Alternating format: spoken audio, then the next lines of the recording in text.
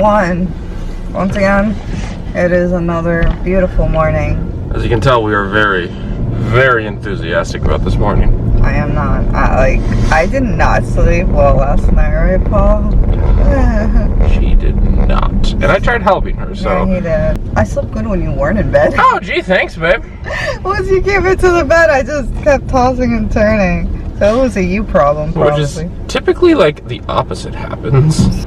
Because usually she can't sleep and then she starts yelling at me like, come to bed, I want to go to bed, I want to go to sleep. And yeah. That's usually what happens. I am tired. I'm just not having it. But we have to keep moving forward and pull through because Paul's mouth still ain't doing so hot. Oh. If you guys still haven't checked out earlier this week's vlog, it talks about a little bit of Paul's Crohn's and how it affects him from the outside. Because Crohn's is an invisible illness and people don't see everything that goes on with it. But then there are moments that a flare-up does occur and it starts manifesting visibly. Yes, and it can be nerve-wracking. There were a lot of sores in Paul's mouth. In the front, right here, was just, I counted, and this was on Monday. Sunday, there was 12. Monday, there was 25. Tuesday, they started forming into one. To clumps. Yeah. So, it has been pretty dramatic. Kind of couple days. I've been just concerned for Paul's mouth, making sure, you know. This sucks. Guys, imagine those sores when you get them. It's just hard to even talk, move your mouth, eat, and I can't imagine the agony Paul's going through. Sounds bad. I've dealt with this for a long time in the past. Before I started my Remicade journey, I had these sores in my mouth, not in the front, only on the sides.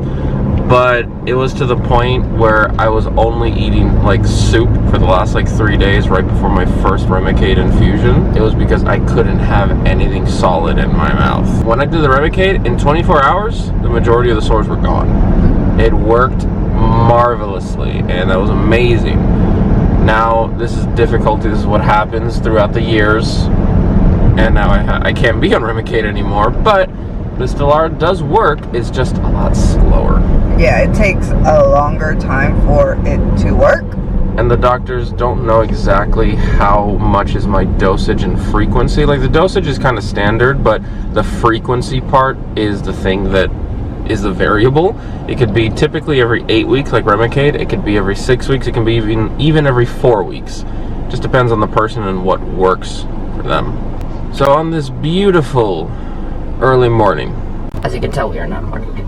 We are headed to our primary care doctor. I do have a follow-up appointment with my GI doctor very soon, and I didn't want to wait that long. I kind of wanted to just be seen by some doctor, and you know, I called my primary, which they are an internist, so they have decent knowledge on a little bit of everything, and they fit me into the schedule very quickly. And yeah, now we're gonna go and see them, see what they tell us. They were gonna give us a televisit. And, you know, usually I'm okay with televisits, but in this scenario, since it's not just a quote-unquote sick visit, like, hey, I have a little scratchy throat, I don't feel good, like, okay, we'll just send you some meds, and there you go. Yeah. No, it's something like, hey, you gotta see my mouth to understand my concern and understand what I'm going through. Yeah, and plus, I feel like the type of medication Paul would need to combat this, they would need to see him in person. Like, I don't feel like they would just give prednisone over telemedicine. Like, prednisone, yeah, but it's really? Like pills, yeah, because that's not a big deal. Because there's like, it's, I love it, like how they're very, you know, on top of distributing medication, which is great. The thing is, I took prednisone for years. Oh, that's true. Why, like, so, since yeah. I have a history of taking it, they're like, oh, you've taken it before, that helps you? Great. Yeah, you're absolutely For right. me, it's different. Yeah, they don't give prednisone out very easily to other people because... I was like, I feel like they wouldn't, but yeah. For me, they do. For me, like, do you want some? You want to pop a couple pills? Take this.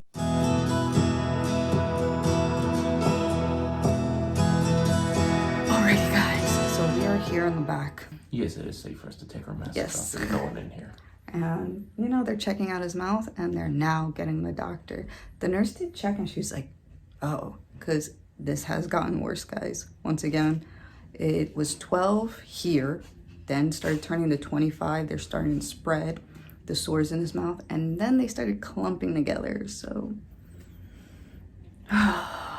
this isn't easy, but we're getting it done. And we are back. I don't know how I felt about that appointment. Neither did I. At first, the doctor just kept talking and just kind of implying in many different ways how she can't handle Paul right now and his Crohn's, and she doesn't want to touch him, and for him to go to a specialist. A lot of you guys have asked, hey, Paul, are you going to go see your GI because of this issue? Yes. And we don't have an appointment until like, what, February? Like, it's far out there. Couple months from now, let's hope it's better. Of course, that's where you have to advocate for yourself and get an appointment. So you get it, like, you literally have to stand strong and be like, I need to see the doctor now, not in a month, not in 2 weeks, in a week. I need to speak to the doctor, or at least his physician assistant. You know what I mean? I will not lie, guys. Everybody has their own form of advocating. When I advocate, I kind of played the victim card in a sense. Like, I thought you guys were for your patients. You guys are an office that you literally handpick your patients and see if they're sick enough for you to take on. So you guys know the people you see have true medical conditions, and this is how you just treat them. You don't care. Hopefully they're good in a couple months. No, that's unacceptable. So I do a little bit of a guilt tripping advocacy. Hey, it works, man. It does. So the doctor, she is very, very nice. Yeah. And, you know, we've dealt with her in the past, and again, super nice, very humble, and very, you know, excellent bedside manner. Yes, she does, yeah. The issue is that, you know, she's kind of like, yeah, I don't know what necessarily to tell you or to do. Yeah. Because you really need to see your GI. I will not lie. Towards the end of the appointment, I'm like, if she doesn't give us anything, and she just pretty much had us come in to just tell us she couldn't do anything for you, I was gonna go off. Yeah. I was literally gonna, because I'm like, you make us come in, waste our money, you know his problems, because you have to tell him when you make the appointment. Yeah, what do you need the appointment for? So if you feel like you couldn't handle him, then definitely say it over the phone, not bring us in and then nothing happened. And again, they offered a televisit. I can't imagine how bad the televisit would have been. Exactly. I was like, the doctor needs to see this so that they understand how bad fully. It is. Exactly. Like, they need to literally examine my mouth and see the source for themselves. She made it seem like she wasn't going to give anything the entire appointment. I was like getting like slowly more pissed. I was like, yeah, you just need to talk to them. And I was just like anything we ask for, I understand some of these medications are only a GI can give, but like, I asked for Zofran. No, we don't know how that's going to affect his Crohn's. Okay, so at the end, she was like wrapping up the appointment, and I was just like, can he have some mouthwash, something for his mouth? Because from here to his GI appointment, who knows how bad this can get. Like, and she was like, oh yeah, no, of course I'm going to give you something. And we're like, thank you. You didn't make it seem like that at all. No, and I was just like, let me try to make this work. Yeah, but thankfully, she did give us something, and at least it's something just to hold us over until I actually see my GI, or at least talk to them. So, guys, this is going to be the end of our journey now. I have to wait because the doctor has to call in the order to the pharmacy. They can't just send it like electronically, and the doctor is seeing other patients. So, you know, once she gets a chance, she'll definitely call in and, you know, send that over. So we will see what happens from here. Hopefully I get some relief very soon. Yeah. This is not fun. This is painful and very annoying. So. And this is what we have to go through. Even though you get diagnosed and you know what's wrong with you, sometimes that could be a deterrent. Doesn't seem like it, but it can't, because then doctors don't want to touch you because you are on a unique special treatment. But we need to still be able to give them a better quality of life, because right now Paul is like on a liquid diet because of these sores. Yeah, it sucks because like any kind of like hard food or anything like touches it, gets on it, and it hurts. Yeah, and once again, it is here. He has a big gash over here, and then he has a patch of them here. So it's like every part of his mouth right now. At least my breath doesn't smell. That's probably a question that someone may have. So my breath does not smell, they just hurt. Trust me, honestly, I wouldn't understand why people think it would smell, just because he's washing his mouth like 3 times a day now at this point. Well, I always brush my teeth twice a day, but now I'm adding an extra time. I always rinse longer than I usually do. Like, I'm trying to keep my mouth as clean as possible always, and use antiseptic mouthwash. So even though we deal with this a lot, we need to try to figure out Tesla. how we can, you know, live the best quality of life, even though doctors may be scared to touch Paul. And for us, we were like, okay, what is a natural home remedy that we can do? Maybe washing your mouth 4 to 5 times a day. That may seem like an easy fix, but it is not, because it is a slow recovery time for him. But we got to work with what we have, and this is something that we were able to come up with. Yeah, there's like over-the-counter stuff like Oragel, like specifically for like canker sores, mouth sore, stuff like that. And yeah, that all works and stuff. But again, sometimes going to your doctor and getting a medicated mouthwash that's for a very specific thing will be faster. But sometimes if you can't get to that, you gotta do home remedies. Guys, do not forget to like, share, and subscribe. It truly helps us spread awareness, such as topics like this. A lot of people think, oh, you have a condition? Oh, well, that's easy. We know how to help you.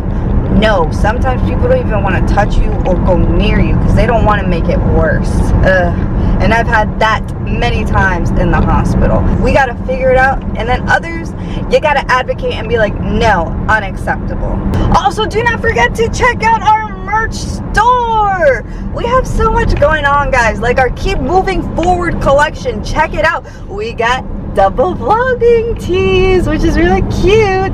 And we also do have our Christmas Wonderland line. The Happy Holidays. It is so damn cute. And then we also have the Janice, I say it as well, the ugly Christmas sweater. It can't be ugly with 2 super cute pups on there. That's true. Also, guys, check out our Pup Orion's Instagram and our Patreon. This is other ways that you guys can see behind the look exclusives of our lives. And we also do for our Patreons one-on-one Skype sessions. And our Patreon is dedicated to improving all of our platforms that we have on social media. So your donations that you guys do give us gets reinvested back into this channel. What? So that can be camera gear, microphones, lighting, all the stuff that we've shown you guys that we use for Twitch, for, you know, recording vlogs. All of that comes from you guys. And we want to say thank you guys so much. So guys, we are on our way home. We're going to take it easy, you know, during this time.